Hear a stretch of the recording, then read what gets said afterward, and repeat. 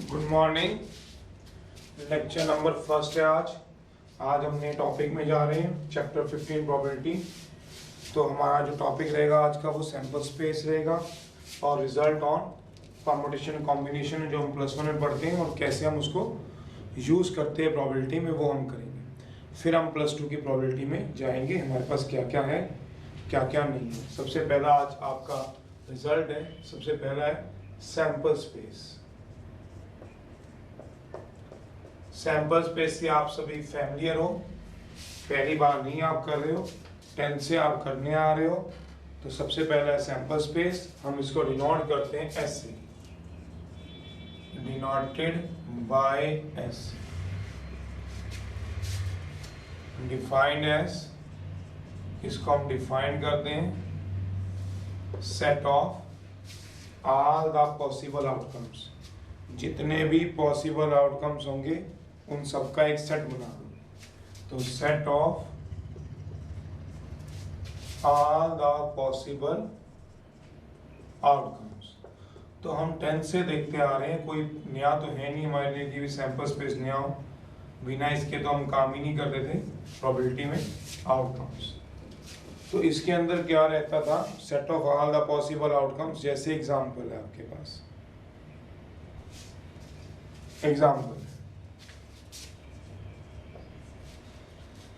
जो नया रहेगा +2 में वो क्या रहेगा, टाइप्स ऑफ सैंपल स्पेस। ये हम +1 तक नहीं पढ़ते, कैटेगराइज नहीं करते सैंपल स्पेस को, बट +2 में आके हम लोग सैंपल स्पेस को कैटेगराइज करने जा रहे हैं। ना हमने 10th में ना हमने +1 में, दो हमने सैंपल स्पेस 10th में पढ़ा हुआ है और +1 में, बट हमने इसको कैटेगराइज नहीं किया। तो कहता है जैसे example a coin is tossed, तो हमें पता ही है इसका सैंपल स्पेस क्या बनेगा, एक हेड आएगा एक टेल आएगा। एग्जांपल है 2 कॉइन्स आर टॉस्ड, 2 कॉइन को टॉस करेंगे तो सैंपल स्पेस आएगा, दोनों पे हेड आएगा, हेड टेल आएगा, टेल हेड आएगा, टेल टेल आएगा। एग्जांपल है आ डाइस इज थ्रोन। तो सारी ऐसा नहीं आपको पता नहीं है या कोई मैं नई चीज, तो नई चीज में टाइप्स आएंगे इसकी। सबसे पहला हमने इसमें आज पढ़ रहे हैं सैंपल स्पेस, जिसको आप सेट्स के अंदर, ये सारा जो रिलेटेड होता है वो सेट से रिलेटेड होता है, मतलब इसके जितने भी प्रूफ है वो सेट से हैं। इसी को सेट की भाषा में हम लोग क्या पढ़ते हैं, यूनिवर्सल सेट। इन सेट में हम सबसे बड़ा सेट पढ़ते हैं यूनिवर्सल सेट है। सैंपल स्पेस जो होता है वो क्या होता है, यूनिवर्सल सेट। यूनिवर्सल सेट होता है सबसे बड़ा जो होता है, बाकी सारे इसके सबसेट्स। तो सैंपल स्पेस सबसे बड़ा होता है, जिस तरह से यूनिवर्सल सेट होते हैं और बाकी सारे इसके सबसेट होते हैं, ऐसे ही सैंपल स्पेस सबसे बड़ा होता है प्रोबेबिलिटी में। ये कह सकते हो आप, या आ गया प्रोबेबिलिटी में सैंपल स्पेस एस, बाकी सारे इसके इवेंट होते हैं, इवेंट इसमें होते हैं बाकी सारे सबसेट या इवेंट होते हैं। इवेंट ए अगर आपने कभी सुने हुए, और जरूर सुने हुए, इवेंट्स को हम सबसेट्स बोलते हैं। इसके अंदर इवेंट्स जो होते हैं वो सैंपल स्पेस में से निकलते हैं, यूनिवर्सल सेट में से ही सबसेट निकलते हैं। सबसेट जो होते हैं इसके अंदर रहते हैं, सबसे बड़ा यूनिवर्सल, सबसे बड़ा सैंपल स्पेस, उसमें से क्या आएंगे, इवेंट्स आते हैं, जिसमें आप प्रोबेबिलिटी निकाला करते हो। चलिए, अ dice is throne, a dice को थ्रो करोगे तो ऑब्वियस सी बात है आपके पास जो सैंपल स्पेस बनेगा 1 2 3 4 5 6, अ डाई को बोला गया। Example, a coin and dice is throne, a coin and a dice is thrown।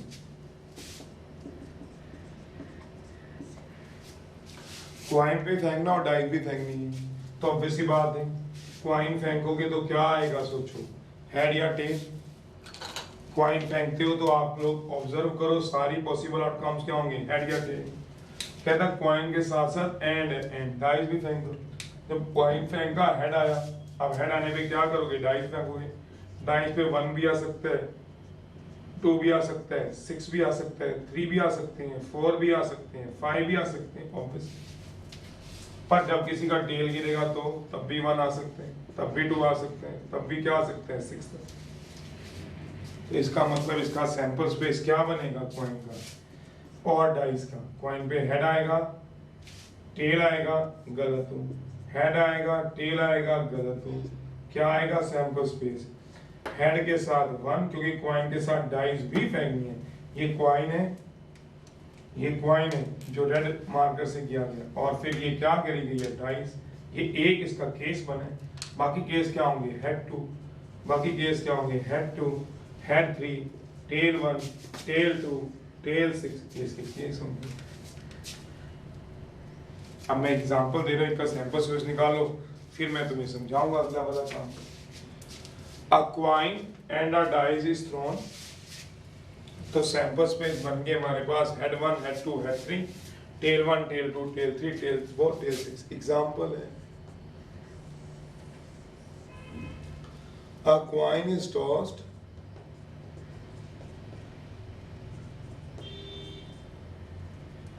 until a head appears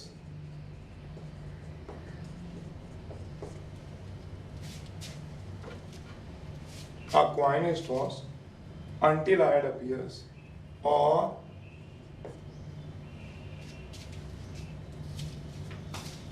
कहता है क्वाइन को तब तक टॉस करो जब तक हेड नहीं मिलता, या फिर क्वाइन को a coin is tossed until a head appears, or a coin is tossed 3 times। जब तक 3 बार टॉस नहीं होता, 3 टाइम्स लिखा हूं।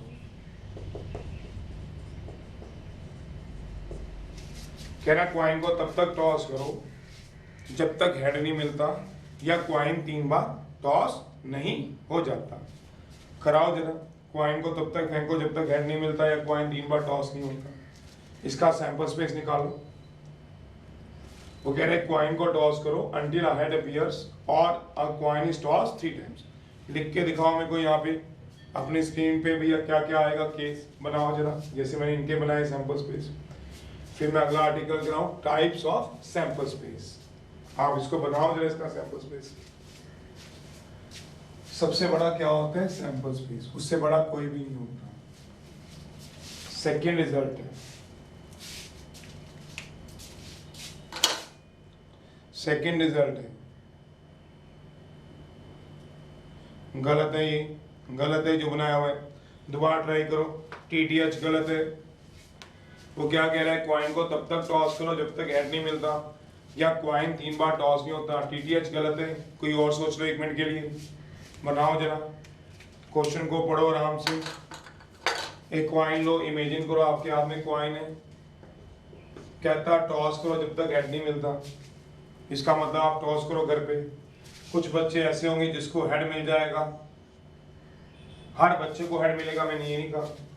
6 बच्चे 10 बच्चों ने अपने घर पे क्वाइन को फेंका, 4 बच्चों को हेड मिल गया और बाकी 6 को टेल। तो उसने क्या बोला, जब तक हेड नहीं मिलता। तो मान लो 10 बच्चे इस गेम को कर रहे थे, इस इवेंट को कर रहे थे, उन्होंने अपने अपने घर पे क्वाइन टॉस किए, इनमें से 4 को हेड मिल गया, वो गेम से बाहर। क्योंकि कहा गया साहब एक क्वाइन को टॉस करना है जब तक हेड नहीं मिलता। उन 4 बच्चों को हेड मिल गया बाहर। अभी भी 6 गेम में कौन से वाले जिनको क्या मिलेगा टेल। हर बच्चे का हेड गिरे ऐसा नहीं, कुछ बच्चों को हेड गिरे कुछ का टेल। मैंने मान लिया 4 का हेड गिरा 6 का टेल। अब वो बच्चे अपने कॉइन दोबारा उठा लेंगे जिनके टेल गिरे थे, 6 बच्चे दोबारा टॉस करेंगे।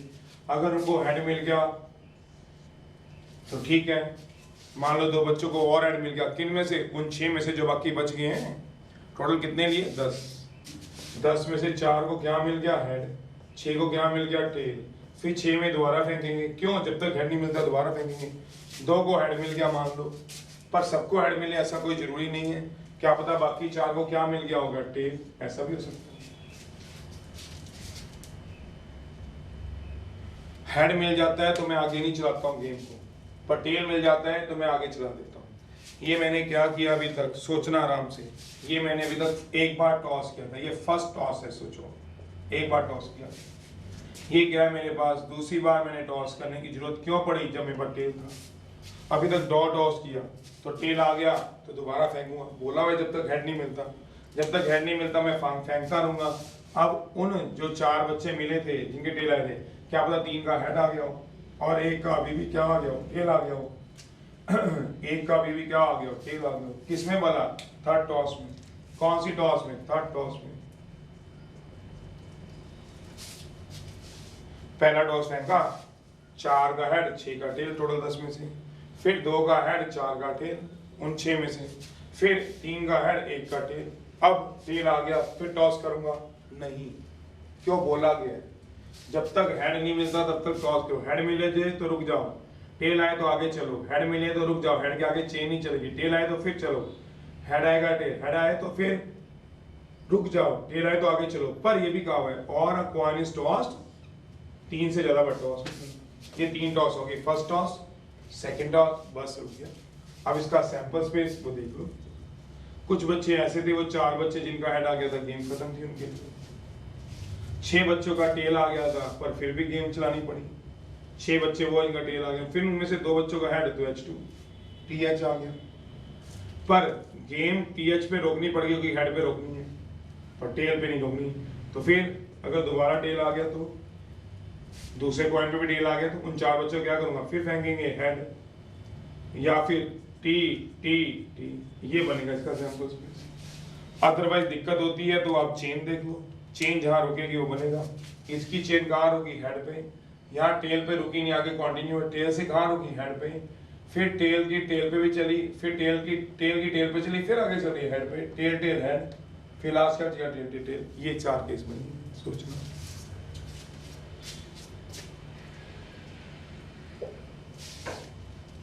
ये 4 केस बनेंगे। पहली बार हेड, वो सारे बच्चे अलग, ये 4 बच्चे, फिर 6 बच्चों का टेल आया पर चेन नहीं रुकी। जहां पे चेन रुकी हेड पे चेन रुकी, फिर टेल के बाद आगे हेड, फिर टेल टेल हेड, फिर टेल टेल टेल। ये हमने कहा। एक और कर लो जैसा एग्जांपल है, कॉइन इज टॉस्ड, कॉइन को टॉस करो।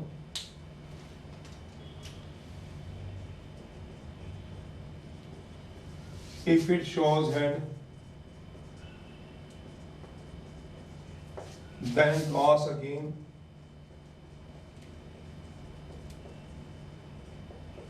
If first coin show tail,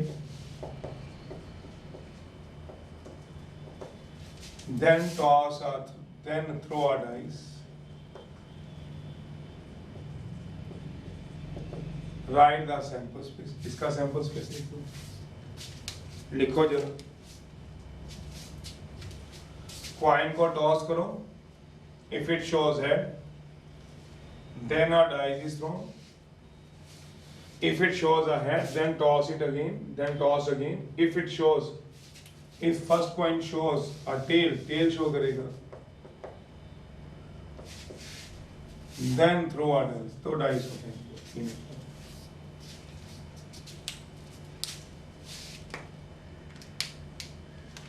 करो जरा, बताओ कितना सैंपल स्पेस आएगा, अपनी स्क्रीन पे लिखो।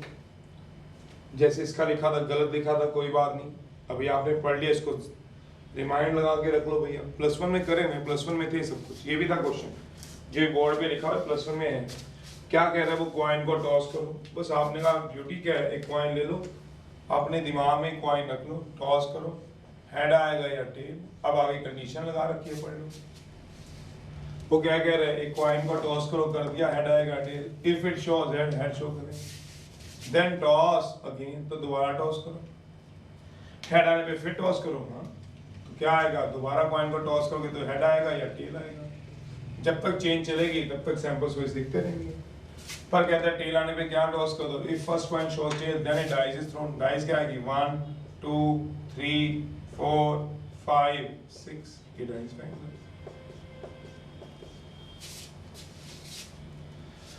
तो इसका सैंपल स्पेस क्या आएगा? बना लेते। सैंपल स्पेस में अकेला हेड लिख दो, गलत हो, क्योंकि अकेले हेड पे कोई चेन नहीं है, अकेला हेड लिखना गलत है। चेन कहाँ पे? ध्यान से देखो, हेड के बाद भी चेन चलिए, हेड हेड, तो हेड अकेला नहीं लिखोगे, हेड हेड लिखोगे पहला। हेड से हेड पे गए, चेन खत्म। हेड से टेल पे गए, चेन खत्म। फिर टेल से 1 पे गए, चेन खत्म। टेल 2 पे चेन खत्म। टेल 3 पे चेन खत्म। टेल 6 पे सारा खत्म। ऐसे टाइप्स ऑफ सैंपल स्पेस है, एक होता है सैंपल स्पेस, एक होता है types of sample space. Second is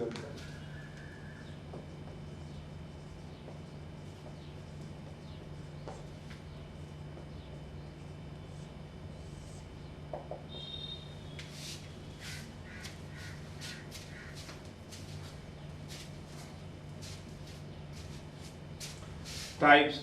एक होता है यूनिफॉर्म सैंपल स्पेस,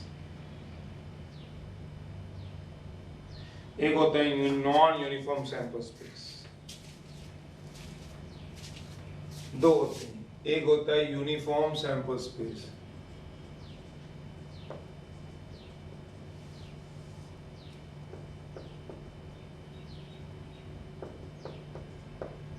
दूसरा होता है नॉन यूनिफॉर्म।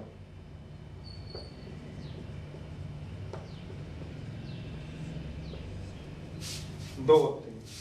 यूनिफॉर्म सैंपल्स पे मैं ओरल बता दूं, फिर जगह निकाल के लिख देता हूं। वो सैंपल स्पेस यूनिफॉर्म वैसे हमने पहले सुना हुआ है, जैसे फिजिक्स में आप सुनते हो equal distance equal interval of time. Non uniform distance कम ज्यादा हो जाए, टाइम सेम रखें। तो वो क्या कहना चाहते हैं इसमें, यूनिफॉर्म क्या होगा, हर केस की प्रोबेबिलिटी सैंपल स्पेस में सेम रहेगी। यूनिफॉर्म मतलब एक जैसी रहेगी, हर केस की प्रोबेबिलिटी सैंपल स्पेस की में सेम रहेगी। जैसे सैंपल स्पेस बनाया है, इसके हर केस की प्रोबेबिलिटी के अंदर सेम रहेगी। Probability of each and every case of sample space is same. ऐसा नहीं हो सकता इसकी प्रोबेबिलिटी कुछ है इसकी प्रोबेबिलिटी कुछ है, ऐसा नहीं होगा।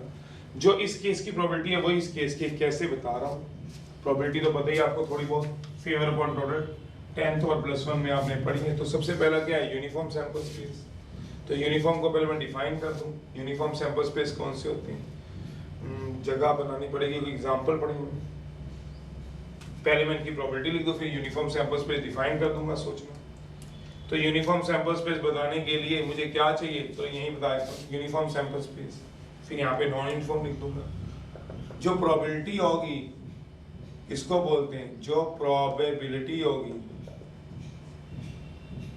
प्रोबेबिलिटी का मतलब प्रोबेबिलिटी ऑफ इवेंट ए का फेवर अपॉन टोटल, पता है आपको, Na/Ns। जो प्रोबेबिलिटी होगी of each and every case की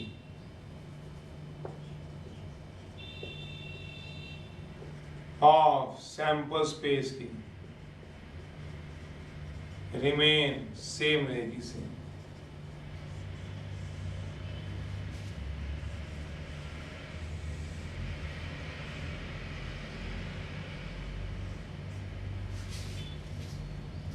हर एक केस की जो प्रोबेबिलिटी होगी वो सेम रहेगी सैंपल स्पेस में। समझ में नहीं आया सर, बताऊंगा, ये तो बहुत स्लो रखा हुआ है। Probability of each and every case of a sample space में सेम। जैसे इसकी बात करें, आप लोगों से दूर नहीं है, हेड आने की प्रोबेबिलिटी फेवर में कितने करेंगे, हेड को अपॉन टोटल। दो केस टोटल है, फेवर एक करेगा तो 1/2, टेल आने की प्रोबेबिलिटी भी 1/2। तो ऐसे सैंपल स्पेस को हम क्या बोलते हैं, यूनिफॉर्म। ये यूनिफॉर्म सैंपल स्पेस है। जो हेड आने की प्रोबेबिलिटी है वही टेल आने की प्रोबेबिलिटी है। अगर मैं इसमें देखता हूं तो हेड आने की प्रोबेबिलिटी के अंदर क्या होगी, प्रोबेबिलिटी ऑफ हेड आने की प्रोबेबिलिटी, हेड आने की प्रोबेबिलिटी के अंदर क्या होगी, पहले कॉइन पे भी हेड आ जाए, दूसरे पे भी हेड आ जाए। इधर जगह निकालते तो दिख जाएगा, प्रोबेबिलिटी ऑफ हेड की, पहले पे भी हेड आ जाए, दूसरे पे भी हेड आ जाए। पहले पे हेड आ जाएगी उसकी प्रोबेबिलिटी 1/2, दूसरे भी हेड आ जाए उसकी प्रोबेबिलिटी 1/2। तो कितनी आ गई है, 1/2। प्रोबेबिलिटी ऑफ हेड टेल की, हेड टेल का मतलब क्या, पहले कॉइन पे हेड आए, दूसरे पे क्या है, टेल आए। एक हेड आने की 1/2 ये लिखी हुई है तुमने, एक टेल आने की 1/2 ये भी लिखी हुई है। तो इसकी प्रोबेबिलिटी भी क्या है, 1/2। प्रोबेबिलिटी ऑफ टेल की क्या होती है, किसी की भी निकाल के देखते हो, वैसे भी तुम्हें पता है 1/4 होती है, डायरेक्ट भी पता है 1/4। ये भी क्या है, यूनिफॉर्म। ये भी क्या है, यूनिफॉर्म। कौन बोला, ये वाला ये भी है यूनिफॉर्म, हर एक की property same same same. But अगर हम आगे चलें, देखो जरा, अब इसमें क्या बोला गया, डाइस को फेंको, तो 1 आने की प्रोबेबिलिटी कितनी है, प्रोबेबिलिटी ऑफ 1 आने की फेवर अपॉन टोटल, फेवर में टोटल में कितने आएंगे 6, प्रोबेबिलिटी ऑफ 2 आने की कितनी है 1 2 3 1/6 है, प्रोबेबिलिटी ऑफ 6 आने की प्रोबेबिलिटी देखो कितनी है, 6 आने की प्रोबेबिलिटी कितनी है सोचो, उसकी प्रोबेबिलिटी भी क्या आएगी 1/6। तो ये भी क्या है यूनिफॉर्म। अभी तो सारे एग्जाम्पल ही यूनिफॉर्म के, दिखने भी यूनिफॉर्म है, एक केस में हेड दूसरे केस में टेल, दोनों में head head tail tail head tail tail. फिर मैंने कहता ये फेंकते हैं, क्या बोला, एक क्वाइन एंड डाइस को थ्रो किया था, मेरे पास प्रोबेबिलिटी ऑफ हेड 1 की आने की probability of head into probability of 1, head का आना मतलब क्वाइन को टॉस करना तो 1/2, और 1 का आना मतलब डाइस को फेंकना तो 1/6, अगर आपको समझ हो तो 1/12। देखो 1 आने की प्रोबेबिलिटी 1/6 है, तभी मैंने ऊपर छोटे केस लिखे, यहाँ बड़े लिख दिए। फिर प्रोबेबिलिटी ऑफ हेड 2 आने की प्रोबेबिलिटी निकाल लो, हेड 2 आने की प्रोबेबिलिटी कितनी आएगी, probability of head into probability of 2, head आने की प्रोबेबिलिटी कितनी होती है 1/2, 2 आने की कितनी होगी 1/6, तो कितना आ गया 1/12। एक और देख लो, प्रोबेबिलिटी ऑफ टेल 6 आने की probability of tail into probability of 6, तो हर एक की आने की प्रोबेबिलिटी क्या है 6 आने की 1/6, हर एक की आने की प्रोबेबिलिटी क्या है 1/12, इसकी भी क्या मतलब, इसकी 1/12, इसकी 1/12, इसकी 1/12, तो मतलब क्या हुआ समझ रहे हो। तो ये क्या हो गया यूनिफॉर्म। क्यों यूनिफॉर्म, क्योंकि हर एक की आने की प्रोबेबिलिटी सेम है।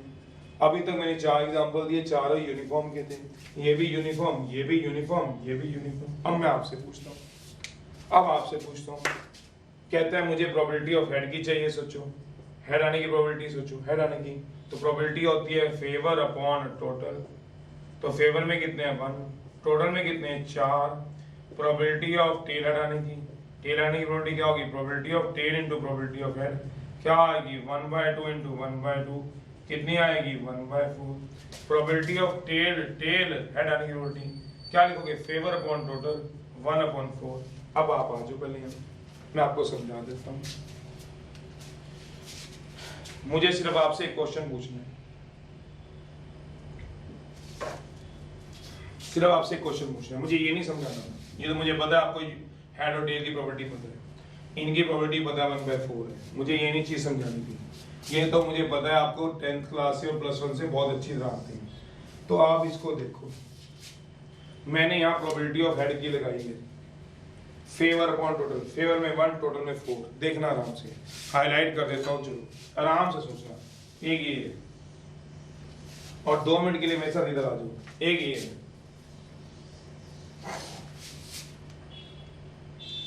यहां भी हेड निकालने की प्रोबेबिलिटी, हेड आने की प्रोबेबिलिटी 1/2 थी, यहां हेड निकालने की प्रोबेबिलिटी 1/4 थी। मेरा क्वेश्चन ये, हाउ इट कैन पॉसिबल, एक ही इवेंट की दो आंसर, ऐसा कैसे हो सकता है। मतलब कहीं पहले जब मैंने एक कॉइन को फेंका था तो हेड आने की प्रोबेबिलिटी मेरे को 1/2 शो कर रहा था, अब एक कॉइन को फेंका तब तक जब तक हेड नहीं मिलता, उसमें से एक केस मिला हेड, इसमें हेड की प्रोबेबिलिटी 1/4, ये कैसे पॉसिबल है। चलो मैं दूसरे तरीके से पूछता हूँ, आपने कॉइन उछाला, सुनो 10 बच्चे थे, वो आपने दसों ने घर पे कॉइन उछाला, 4 बच्चों का क्या आ गया था, हेड आ गया था, वो गेम से बाहर हो गए, बाकी कितने रह गए 6 बच्चे, वो आगे कंटिन्यू कर पाए। मेरे को सिर्फ इतना क्वेश्चन आपसे पूछना है, वो जो 4 बच्चे थे जिनका पहली टॉस में हेड आ गया था, उन्होंने कॉइन उछाला कितनी बार, बस इतना बोलना। नहीं समझिए, मैंने बोला है जो पहला 4 बच्चे की बात करो, अपने दिमाग में इमेजिनेशन एग्जांपल ले लिया, अभी 10 बच्चों ने फेंका, 4 का पहली बार हेड आ गया, उन 4 बच्चों का जिनका पहली बार हेड आ गया, उन्होंने क्वाइन कितनी बार उछाला, टॉस किया, सोचो ये कितनी टॉस हुई थी, फर्स्ट टॉस। जब आप एक बार टॉस करोगे क्वाइन को तो उसके टोटल आउटकम्स गधो 4 कैसे बन जाएंगे, 4 कैसे बन जाएंगे, गलत है, ये गलत है, ये फॉर्मूला ही यहाँ पे फेल हो जाता है। जो आप 10th और +1 में फेवर अपॉन टोटल का फॉर्मूला लगाते हैं, वो प्रोबेबिलिटी में लगता नहीं है हर जगह, वो सिर्फ उनमें लगता है जो यूनिफॉर्म सैंपल स्पेस होते हैं, नॉन यूनिफॉर्म में नहीं लगता है। नॉन यूनिफॉर्म बोलते किसको, मैं इसके बाद डिफाइन कर रहा हूं यहाँ पे, बट यूनिफॉर्म वो होते हैं जिनमें हर एक की प्रोबेबिलिटी सेम 1/2 1/2। 1/12, 1/12, 1/12 यूनिफॉर्म. हर एक की property 1/6, 1/6. How it can possible? You toss a coin and in first toss you get a head. एक बार टॉस किया हेड आ गया, आप हो गए जवाब, गेम से बाहर हो, तो आप अपनी प्रोबेबिलिटी हेड की क्या निकालोगे? बताओ आप ही. हेड आया, हेड फेवर. टोटल आपने तो एक बार ही उछाला, तो नीचे 4 कैसे लगा दिए? तो हेड की प्रोबेबिलिटी क्या आएगी? 1/2. क्यों 1/2? क्योंकि आपने एक बार उछाला था. एक बार उछाला तो क्या आएगी? 1/2. अब जो बच्चे का पहली बार टेल आया वो दोबारा उछाल रहा है, हेड आएगा. पहली बार टेल आया, दूसरी बार उछालेगा, हेड आया. तो उसने कितनी बार टॉस किए? 2 बार टॉस किए. जब 2 बार टॉस किए तो उसकी प्रोबेबिलिटी क्या आएगी? 1/4.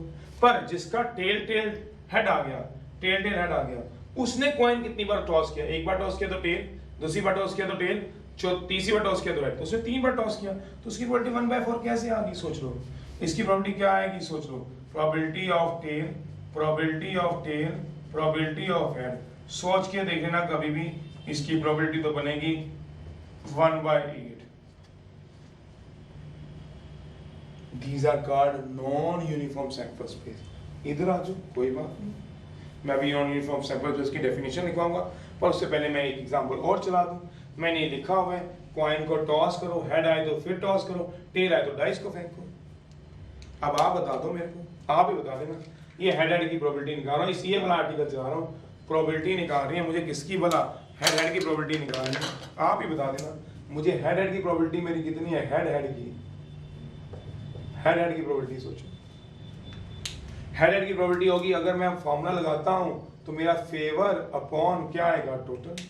फेवर में कितने और टोटल में कितने? हेड की प्रोबेबिलिटी पूछी मैंने, किस में से? इस सैंपल स्पेस में से.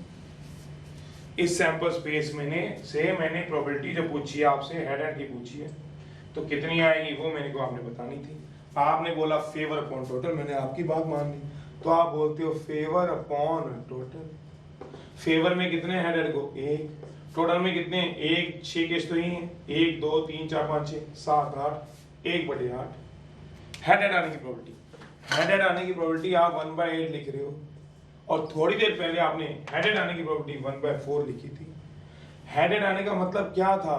कि आपने कॉइन को पहला टॉस किया, फिर सेकंड टॉस किया, मतलब कॉइन उछाला 2 बार, पहली बार उछाला फिर दूसरी बार, तो 8 कहां से आ गई? गलत है. हेडेड की प्रोबेबिलिटी होगी कितनी? इसमें प्रोबेबिलिटी ऑफ हेडेड की होगी probability of head into probability of head. एक हेड आने की प्रोबेबिलिटी क्या होती है? 1/2. ये तो वही रहेगी 1/2, तो कितनी होगी? 1/4. इसमें 1/4, इसमें 1/4 सेम रहेगी. तो आपने तो सैंपल स्पेस गिन दिया 8, तो ये गलत है. अब मैं तुमसे पूछूं प्रोबेबिलिटी ऑफ टेल 6 की क्या आएगी? आप बता दो. अगर मैं इसके हिसाब से चलूं टेल 6 को, सोचना टेल 6 को इसके हिसाब से चलूं टेल 6 को, तो आएगी फेवर में 1, टोटल में 6, ये 2 8 केस. आपने यहाँ क्या लिख दी थी? इधर देख लो, ये देख लो, अगर आपको दिखा देता टेल 6 की प्रोबेबिलिटी, टेल की आने की और 6 की, टेल की 1/2, 6 की 1/12 लिखी हुई है, यहाँ तुमने 1/8 लिख दी. ये कैसे पॉसिबल हो सकता है? टेल 6 की वैसे प्रोबेबिलिटी होनी क्या चाहिए? आपने आपसे पूछ लो क्या होनी चाहिए? प्रोबेबिलिटी ऑफ टेल कॉइन को टॉस करना, 6 डाइस को थ्रो करना. देख लो टेल क्या किया है? कॉइन का फर्स्ट टॉस, फिर डाइस थ्रो किया. टेल आने की प्रोबेबिलिटी क्या होती है? 1/2, और ये क्या होती है? 1/6. तो कितनी होगी सोचो? 1/12. कहाँ आंसर 1/12 मैच होना था, और कहाँ आपने क्या लिख दिया? 1/8. ये गलत है. These are called non-uniform sample space. क्या होते हैं? यहाँ डेफिनेशन लिखता हूँ. यूनिफॉर्म सैंपल स्पेस क्या होते हैं?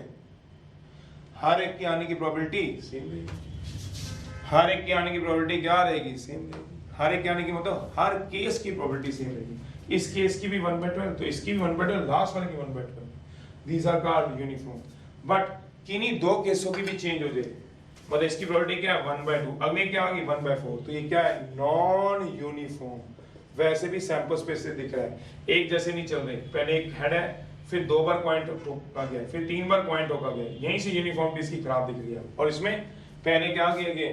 2 कॉइन, 2 केस कॉइन्स के हैं, एक केस कॉइन और डाइस का है, तो यहीं से दिख रही है नॉन यूनिफॉर्म है. तो नॉन यूनिफॉर्म सैंपल स्पेस क्या होते हैं वो मैं यहीं लिखवा रहा हूँ, आप लोग यहीं लिख लो. Non-uniform sample space are those sample space in which probability of sample space, non-uniform sample space किसको बोलते हैं? Are those sample space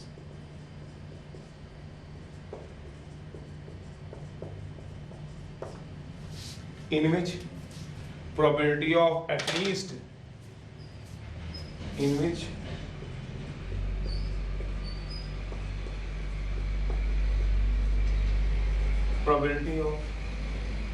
probability किसकी बना, at least कम से कम,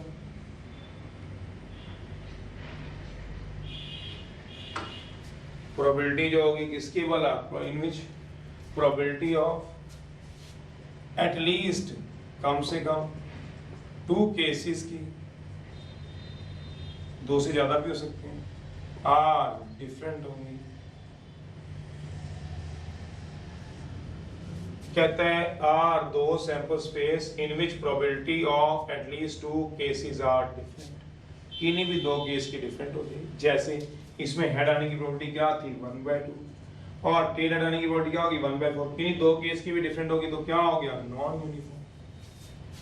हेड आने की प्रोबेबिलिटी क्या, हेड आने की प्रोबेबिलिटी क्या होगी 1/4 और टेल 6 आने की प्रोबेबिलिटी कितनी होगी 1/12, किन्हीं 2 की प्रोबेबिलिटी चेंज होगी। तो ये किसका एग्जांपल है, ये नॉन यूनिफॉर्म का एग्जांपल है। ये क्या है नॉन यूनिफॉर्म। इसके लिए प्रोबेबिलिटी का फॉर्मूला अलग है, इसके लिए फेवर पॉइंट टोटल नहीं काम करता। अगर मैं फेवर पॉइंट टोटल लगाऊं तो मैं फेल हो जाऊंगा। फेवर में हेड को 1 कर रहा है, देख लो आप 1 ही कर रहा है, टोटल 1 2 3 4 5 6 7 8 केस है, तो 1/8 आ जाएगी हेड की। पर हम मूर्ख हैं, यहाँ पे जो कह रहे हैं हेड आने की प्रोबेबिलिटी 1/4 है। यहाँ टेल 6 आने की प्रोबेबिलिटी कितनी हो जाएगी आप देख लो, टेल 6 आने की प्रोबेबिलिटी यहाँ इसके हिसाब से फेवर में 1 है, टोटल में 1/8 आ रही है। यहाँ हम टेल 6 की 1/12 लिख रहे हैं, ऐसे थोड़ा ना होता है। एक ही आर्टिकल एक ही केस के 2 अलग अलग क्वेश्चन में अलग अलग आंसर ऐसे नहीं होता। तो क्या मतलब हुआ, तो प्रोबेबिलिटी जो आएगी, प्रोबेबिलिटी जो आती है वो किस पे डिपेंड करती है, जो फेवर पॉइंट टोटल होती है वो यूनिफॉर्म या नॉन यूनिफॉर्म। यूनिफॉर्म हर एक केस की प्रोबेबिलिटी सेम, तो इसको बोलते हैं यूनिफॉर्म। और किन्हीं भी 2 केस की प्रोबेबिलिटी चेंज आ जाए वो होता है नॉन यूनिफॉर्म। तीसरा आर्टिकल है ये, थर्ड ये second article. Non uniform sample space की डेफिनेशन लिख लेना, आर 2 सैंपल स्पेस, जगह नहीं थी, sample space in which probability of at least 2 cases are क्या आ जाएंगे डिफरेंट। चलिए तो ये है आपके पास, ध्यान रखना कि क्वेश्चन अब +2 में थोड़ा सा ध्यान से काम करना, +1 की तरह नहीं चल पड़ेगा दबड़ दबड़ जैसे मर्जी आपने निकाल दिए। देखना पड़ेगा यूनिफॉर्म है कि नॉन यूनिफॉर्म, फॉर्मूले हैं।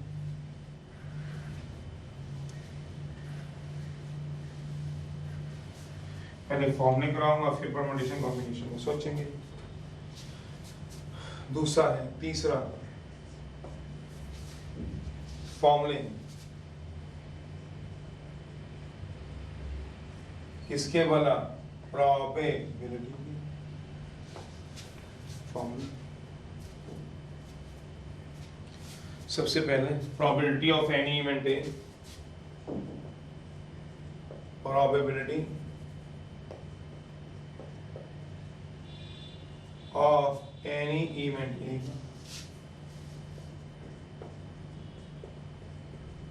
फेवर अपॉन क्या होगा टोटल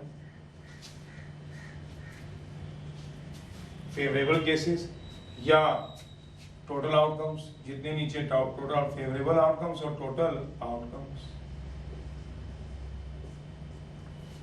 या टोटल आउटकम्स को क्या बोल सकते हैं सोचो, एग्जॉस्टिव केसेस।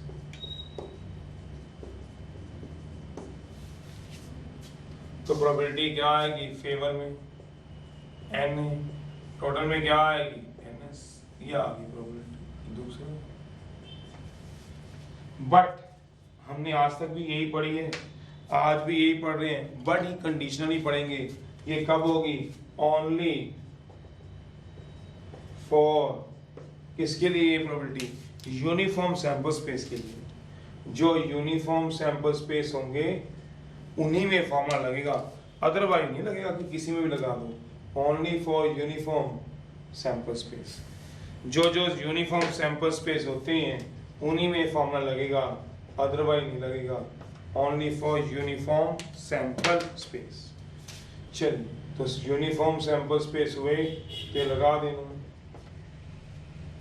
ये जो प्रोबेबिलिटी का फॉर्मूला होता है, हमने प्रोबेबिलिटी ऑफ एनी इवेंट ए कहा हुआ है, मैं ब्रैकेट में यहाँ पे भी लिख देता हूँ, फॉर यूनिफॉर्म सैंपल स्पेस।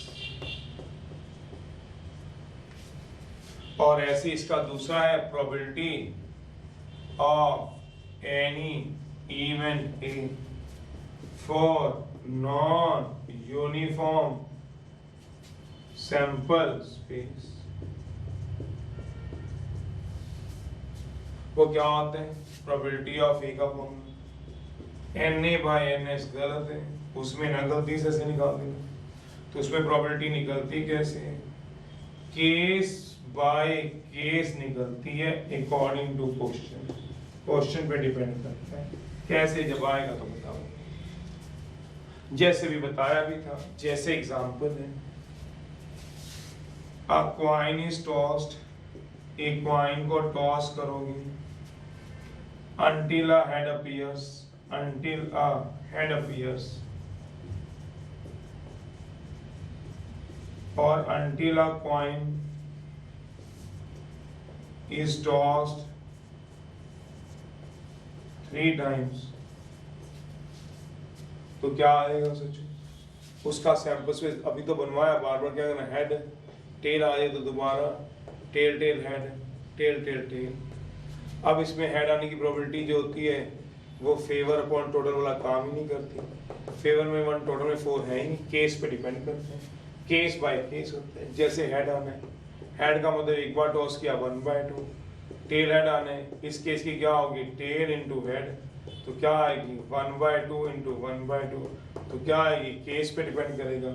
अगर टेल टेल टेल निकालना है तो पहली क्या आएगी, टेल, दूसरा भी क्या आएगा, टेल, तीसरा भी क्या आएगा, टेल, 1/2 1/2 1/2। तो केस से केस पे डिपेंड करती है प्रोबेबिलिटी। जब क्या आती है, नॉन यूनिफॉर्म। तीसरा अब मैं फटाफट लिखवा देता हूँ क्योंकि +1 के फॉर्म में आपने सेट्स में पढ़ रखे हैं, एक आधे का प्रूफ कहोगे तो मैं करवा दूंगा। जो हमने पहले अभी पढ़ा वो पढ़ा सैंपल स्पेस, सैंपल स्पेस के टाइप्स, यूनिफॉर्म और नॉन यूनिफॉर्म। फिर यूनिफॉर्म मतलब सबकी प्रोबेबिलिटी आने की सेम, नॉन यूनिफॉर्म मतलब किसी दो की प्रोबेबिलिटी क्या हो जाए, चेंज। अब हम पढ़ रहे हैं फॉर्मूले।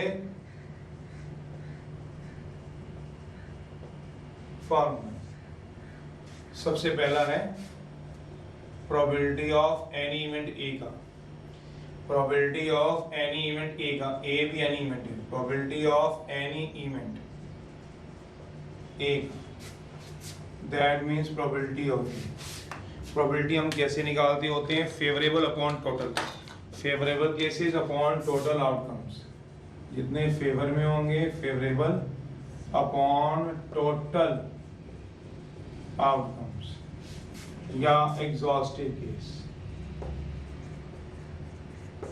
तो प्रोबेबिलिटी हम निकालते हैं, तो therefore probability of A Na/Ns।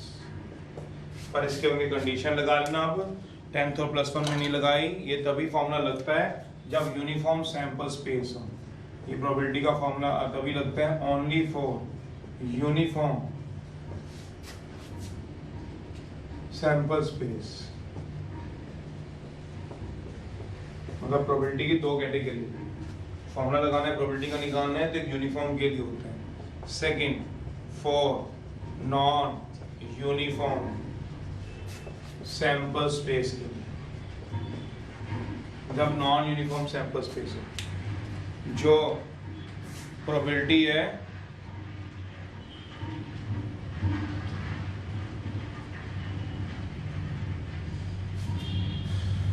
जो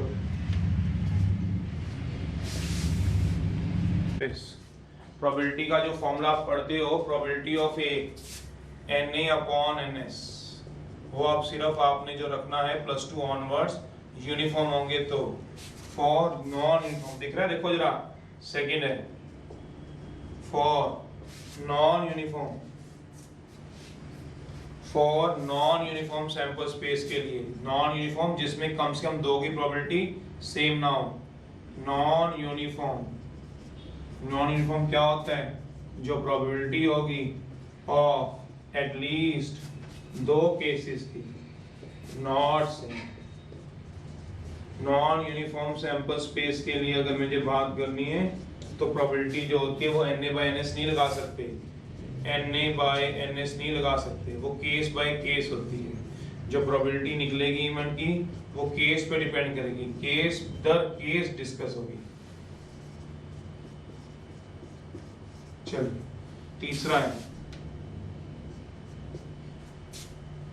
प्रोबेबिलिटी ऑफ A0 की, किसी के ना आने की प्रोबेबिलिटी, प्रोबेबिलिटी ऑफ A0 बोलते हैं इसको, 1 माइनस टोटल में से प्रोबेबिलिटी ऑफ A।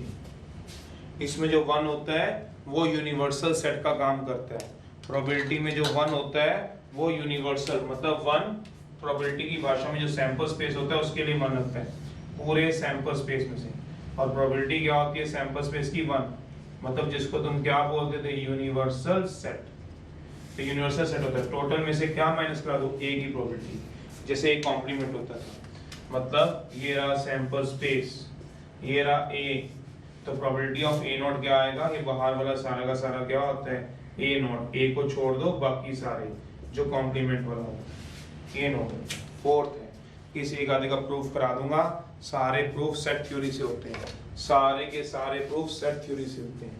फोर्थ है probability of A union B, probability of A, probability of B, probability of A intersection B। +1 sets में फॉर्मूला होता है नंबर ऑफ एलिमेंट्स का। फिफ्थ है probability of A union B union C, ये सारे +1 के फॉर्मूले हैं, बट एक किसी एक एक्सरसाइज में कोई, किसी एक्सरसाइज में कोई लग जाता है, इसलिए यही करवा देते हैं। तो probability of A intersection B, probability of B intersection C, probability of C intersection A, probability of A intersection B intersection C, ऐसे। Probability of De Morgan law, जो सेट्स का डी मॉर्गन लॉ था वो यहाँ का 6th है, ये होता है वहाँ का सेट्स का डी मॉर्गन लॉ। क्या बोला, probability of neither A nor B। De Morgan law क्या कहता था, अगर आपको याद हो, सेट्स के अंदर A complement intersection B complement, A union B का whole complement, A complement union B complement, A intersection B का होल कॉम्प्लीमेंट, ऐसे पढ़ते थे, याद करो। तो वही बात यहाँ पे भी हमने करनी है, A यूनियन B का whole complement, A complement union किस में चेंज होता था, इंटरसेक्शन में, वही यहाँ पे होता है neither A nor B। Probability of A0 neither A nor B intersection B0, तो क्या बन जाएगा A0 intersection B0, A0 intersection B0, probability of A union B का होल नॉट, इंटरसेक्शन यूनियन में चेंज हो जाएगा, इंटरसेक्शन यूनियन में change हो जाएगा, 1 minus probability of A union B, ये इसका answer, neither A nor B। Probability of A0 intersection B0, probability of A union B का होल नॉट, इंटरसेक्शन यूनियन में चेंज हो जाएगा। फिर एक होता है आपके पास सेकंड डी मॉर्गन लॉ में, ये A पार्ट है 6 का डी मॉर्गन लॉ का। दूसरा पार्ट है प्रोबेबिलिटी ऑफ नॉट A और not B, probability of A0 union B0, probability of A intersection B का होल नॉट, तो क्या आ जाएगा 1 माइनस, ये दूसरे वाला लगेगा, A not union B not, A complement union B complement, A intersection B का, A इंटरसेक्शन B का होल कॉम्प्लीमेंट। किसी एक आधे का प्रूफ करा दूंगा, पर होगा किससे, सबके प्रूफ, किसी का भी प्रूफ पूछते हो, किसी का भी, जिसका कहोगे उसका, किस पर किसी एक का कराऊंगा, बाकी +1 में भी 1-2 करा देते हैं, 2 मैक्सिमम +1 में, यहाँ पे 1 जो कहोगे वो आ जाएगा, है तो +1 के फॉर्म से A यूनियन B का, टोटल में से क्या माइनस करा दो, A इंटरसेक्शन B। नॉट है, अगर आपको निकालने को बोल दे क्या, प्रोबेबिलिटी ऑफ आइदर A और B, तो टोटल माइनस टोटल का सैंपल स्पेस में से probability of neither A nor B निकाल सकते हो, हाँ निकाल सकते हो, मेरा मतलब टोटल मतलब A0 इंटरसेक्शन B। चलिए 7th है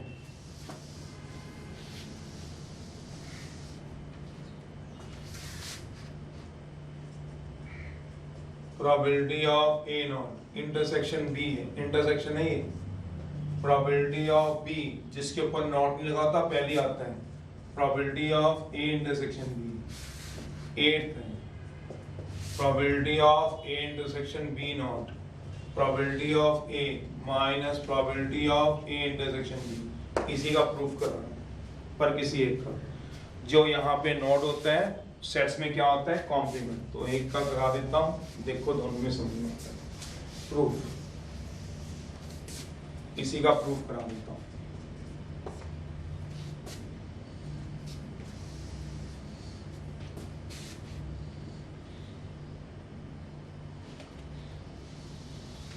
चलो सेट्स याद होने चाहिए, देख लो कॉम्प्लीमेंट का मतलब होता था जो उसको छोड़ दो बाकी सारे।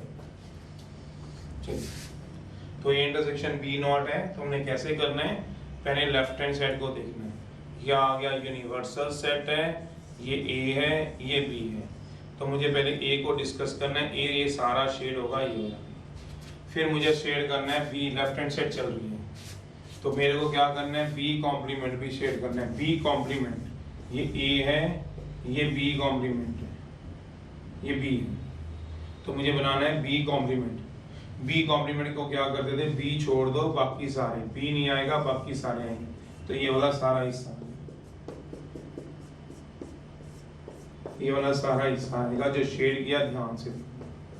अब इन दोनों का मुझे क्या निकालना है कॉमन, नाम ए इंटरसेक्शन बी कॉम्प्लीमेंट देखना है, ए इंटरसेक्शन बी कॉम्प्लीमेंट देखना है। इंटरसेक्शन का मतलब जो दोनों में कॉमन आएगा वो देख लो, देखो भैया दोनों में कॉमन कौन सा शेड हुआ है दोनों में, वो आ गया आपकी लेफ्ट हैंड साइड, ये रहा आपका ए, ये रहा यूनिवर्सल सेट, ये रहा बी।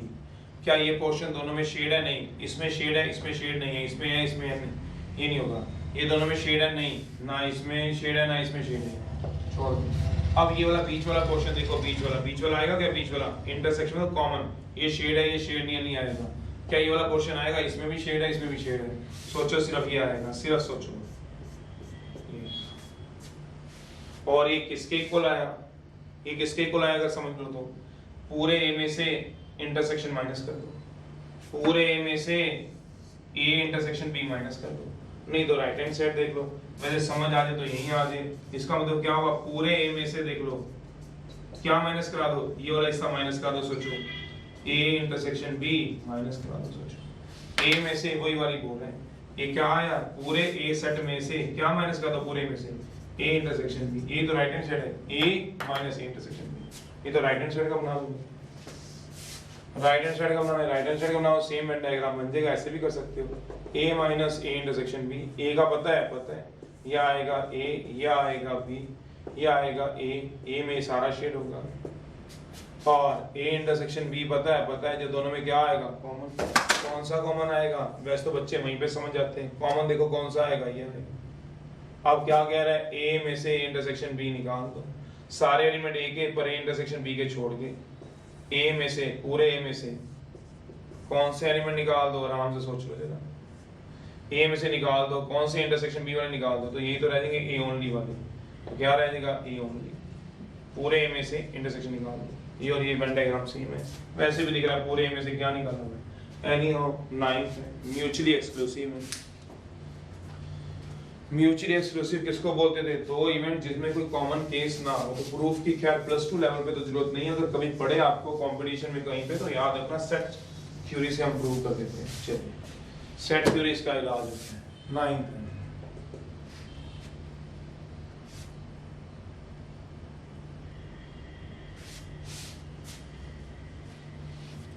चलिए कहते हैं म्यूचुअली एक्सक्लूसिव इवेंट है,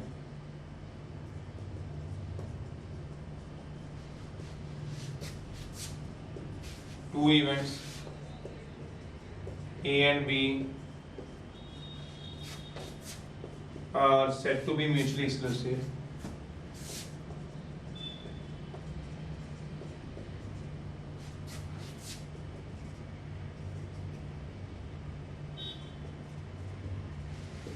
if they have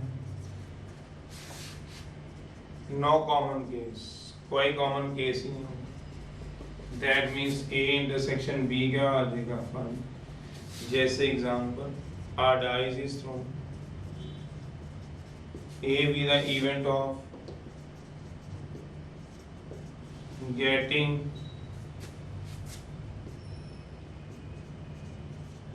an even number, dice फेंकते तो कितना आता है 1 2 3 4 5 6, B be the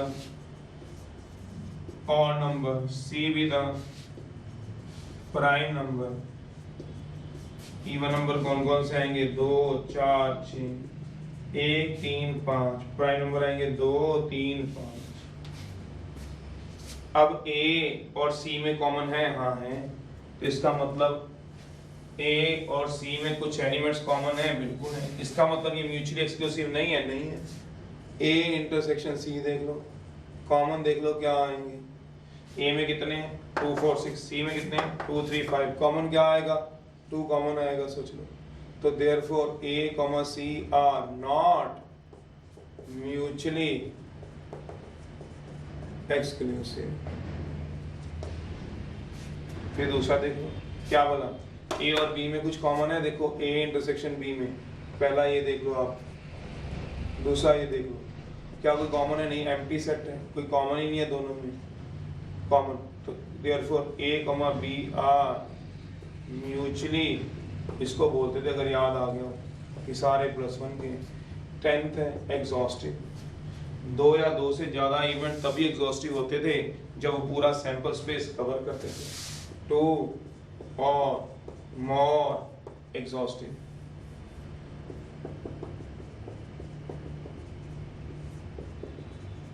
इवेंट्स, 2 और मोर events are said to be exhaustive if they cover whole sample space, अगर वो पूरे का पूरा सैंपल स्पेस कवर कर दे, कोई चीज में रहना दे। मेरा मतलब ये, that means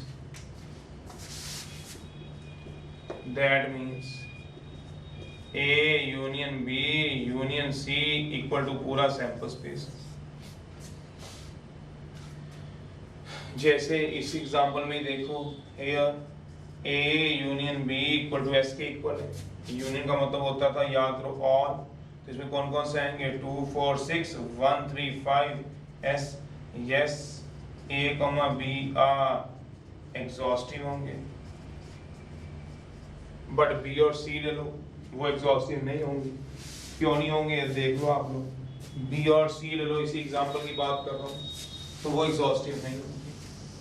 तो म्यूचुअली एक्सक्लूसिव कोई कॉमन नहीं होता, एग्जॉस्टिव जिसमें कहता है पूरा सैंपल स्पेस कवर कर दे। Here B union C, union होता है सारे element B union C।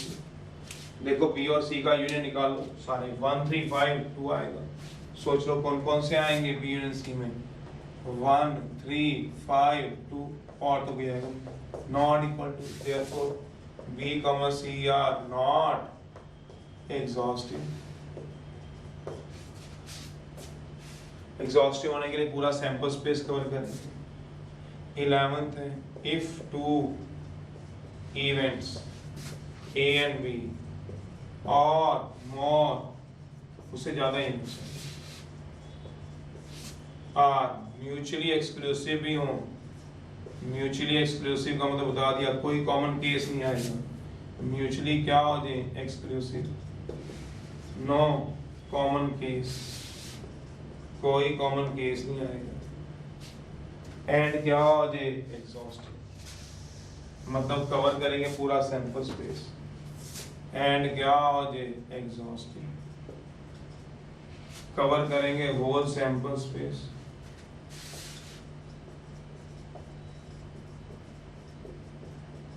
Then जो सम ऑफ प्रोबेबिलिटीज होगी 1 होती है। सम ऑफ प्रोबेबिलिटीज इज 1 होती है। That means probability of A, probability of B क्या होगा? जैसे example, a dice is thrown, एक डाई को थ्रो करो, सैंपल स्पेस सबको पता ही है 1 2 3 4 5 6। सोचिएगा जो ए है event of getting even number 2 4 6, B event of getting odd number, तो कहते हैं ये क्या होंगे, ए इंटरसेक्शन बी क्या है 5 है, ए यूनियन बी क्या है एस है, तो म्यूचुअली एक्सक्लूसिव भी हैं, ये क्या होंगे म्यूचुअली एक्सक्लूसिव, और इससे क्या होगी एग्जॉस्टिव। तो देख लेना probability of A plus probability of B निकाल दो, क्या आएगी चेक कर दो, ये बताया गया। कहता है देयरफॉर सोच लो प्रोबेबिलिटी ऑफ ए कितनी होगी, आप सोच लो ए आने की प्रोबेबिलिटी मतलब इवन नंबर आने की प्रोबेबिलिटी 3/6, प्रोबेबिलिटी ऑफ बी क्या होगी ऑड नंबर आने की प्रोबेबिलिटी 3/6, म्यूचुअली एक्सक्लूसिव एग्जॉस्टिव है। तो here probability of A plus probability of B 3/6 1 which is equal to क्या हो गया राइट हैंड साइड। तो यही वो कौन है, दो से या दो से ज्यादा इवेंट म्यूचुअली एक्सक्लूसिव एग्जॉस्टिव हो तो उनकी प्रोबेबिलिटीज क्या होती है 1/12 है।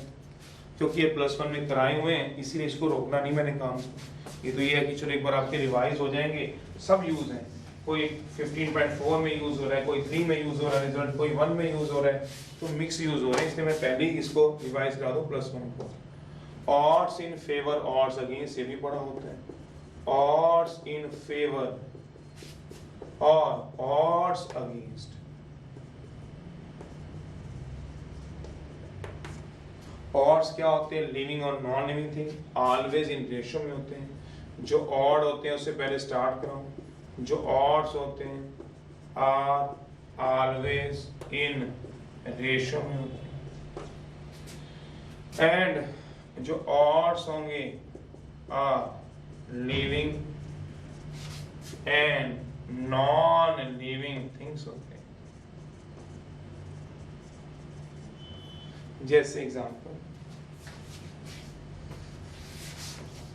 मान लो एक ट्रिप ऑर्गेनाइज किया गया क्लास विद 50 स्टूडेंट्स हैं, a trip is organized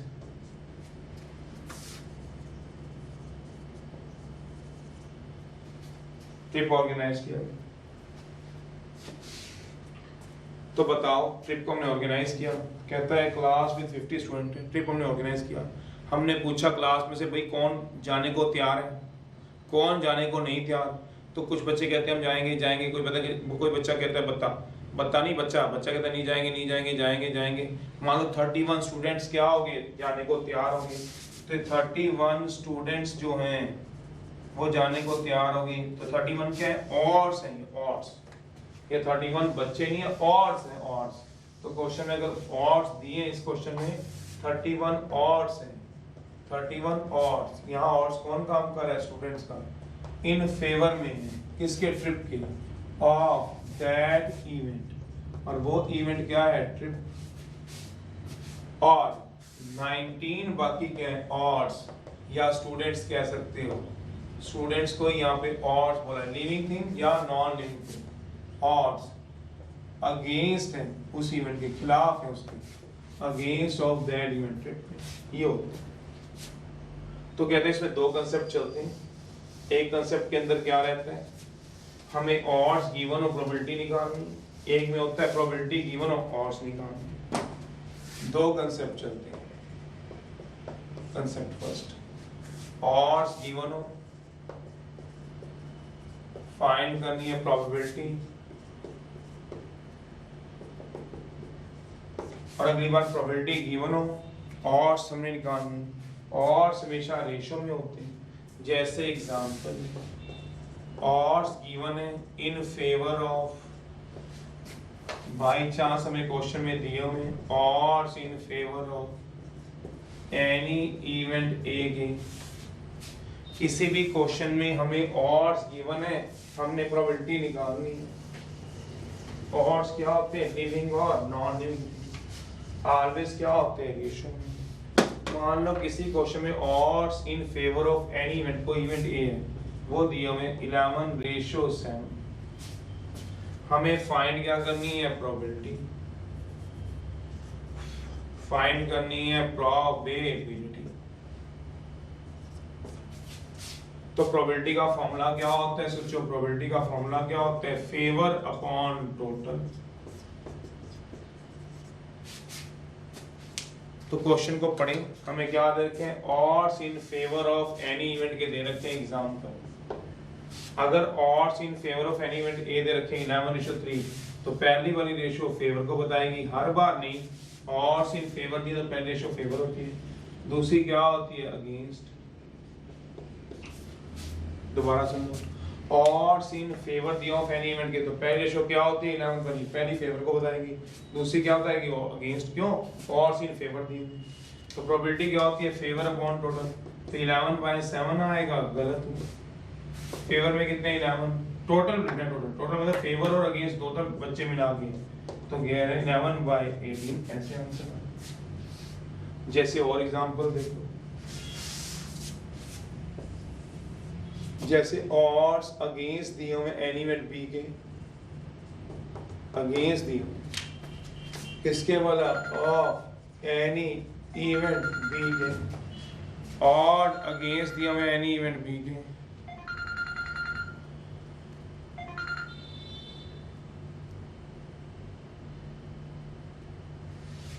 odd against दिए हुए एनी इवेंट बी के, तो क्या आएगा? ऑड अगेंस्ट दियो एनी इवेंट बी के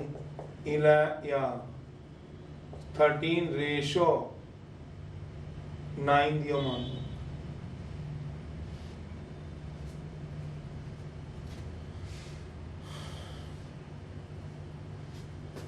तो ऑड्स अगेंस्ट दियो ऑफ एनी इवेंट के, ये ध्यान रखना। अगर ऑड्स इन फेवर में दियो कभी भी किसी क्वेश्चन में, बड़ी छोटी सी बात, अगर ऑड्स इन फेवर में दिए हो तो पहला फेवर, दूसरा अगेंस्ट। अगर ऑड्स अगेंस्ट दिए हो किसी भी इवेंट के, तो पहला क्या आएगा बताओ? अगेंस्ट, और दूसरा क्या आएगा? फेवर। बड़ा बड़ा लिख देता हूँ, बड़ा बड़ा लिख देता हूँ, अगेंस्ट आएगा और दूसरा क्या आएगा? फेवर। मतलब अगर अगेंस्ट दिए तो पहला अगेंस्ट होता है, ध्यान रखना। फेवर दिए तो पहला क्या होगा? फेवर होगा, याद रखना। घेवर नहीं, फेवर बोल रहा है। तो आपको ये क्लियर ही हो गया है। ऑड्स इन फेवर में दियो तो पहला फेवर, ऑब्वियसली दूसरा अगेंस्ट। ऑड अगेंस्ट दियो, पहला अगेंस्ट, दूसरा फेवर। पर तुम्हें क्या निकालनी है? प्रोबेबिलिटी। प्रोबेबिलिटी का फॉर्मूला तो ना चेंज हो जाएगा, वो तो क्या होगा? Favour upon total. तो फेवर में कितने हैं? 9, टोटल में कितने हैं? 13 + 9, 9 अपॉन 22। आंसर दूसरा कंसेप्ट।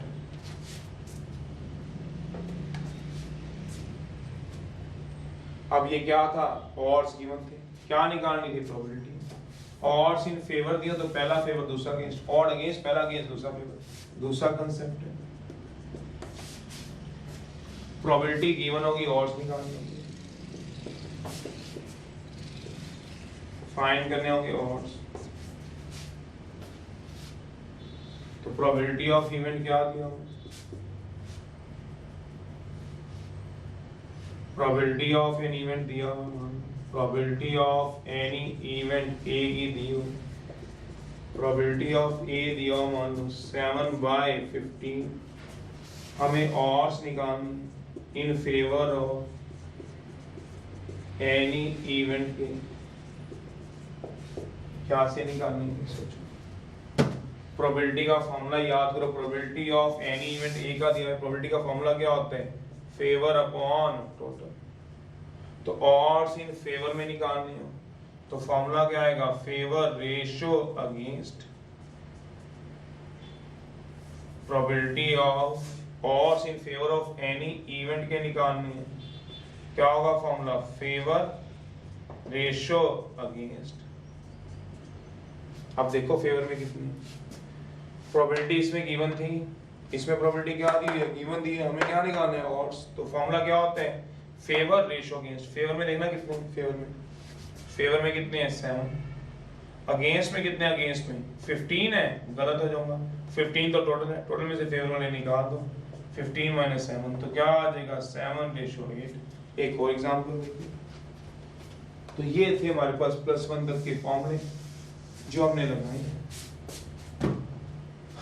अब क्या दिया है? जैसे एग्जांपल, प्रोबेबिलिटी ऑफ बी दिया है 15/22। अगर कोई तुम्हें 15/11 दे दे तो नॉट पॉसिबल। क्यों बोला, मैं भी लिखवा दूंगा। प्रोबेबिलिटी हमेशा क्या होती है, 1 से छोटी होती है। वो लास्ट रिजल्ट लिखवा रहा हूँ, ये तो नहीं होगा, नॉट पॉसिबल। क्यों, प्रोबेबिलिटी की वैल्यू क्या होती है, 1 से 0 के बीच में। चलिए एनीहाउ भी लिखवाऊंगा। अगर प्रोबेबिलिटी दे रखी है 15/22, मुझे ऑड्स निकालनी है, अगेंस्ट निकालनी है। ये बोलेगा क्वेश्चन में, हाँ, ऑफ एनी इवेंट बी के ऑड्स अगेंस्ट निकालनी, किसी भी इवेंट किसके वाला बी के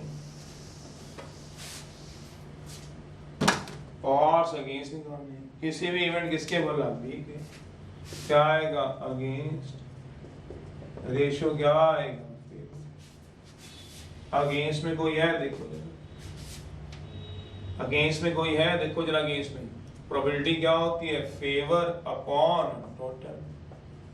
अगेंस्ट में तो दिए नहीं, फेवर में जरूर दिए 15, तो फेवर में 15 लिख दो। अगेंस्ट कैसे निकालोगे, 22 - 15, 7/15। तो कैसे निकाल दोगे, वैसे ही निकालना है, टोटल में से माइनस करके। नॉट है, जो प्रोबेबिलिटी होती है ऑफ एनी इवेंट की always lies from 0 to 1, that means इसकी रेंज होती है प्रोबेबिलिटी की। प्रोबेबिलिटी हमेशा 1 से छोटी, 0 से बड़ी होती है। दोबारा कर देता हूँ, प्रोबेबिलिटी की वैल्यू 1 या उससे छोटी, 0 से बड़ी होती है। पढ़ो इसको, फर्स्ट लेक्चर को अच्छी तरह पढ़ो, +1 में कराए हैं, समझ रहे हो, +1 के रिजल्ट करा रहे हैं, दोबारा पढ़ो इसको।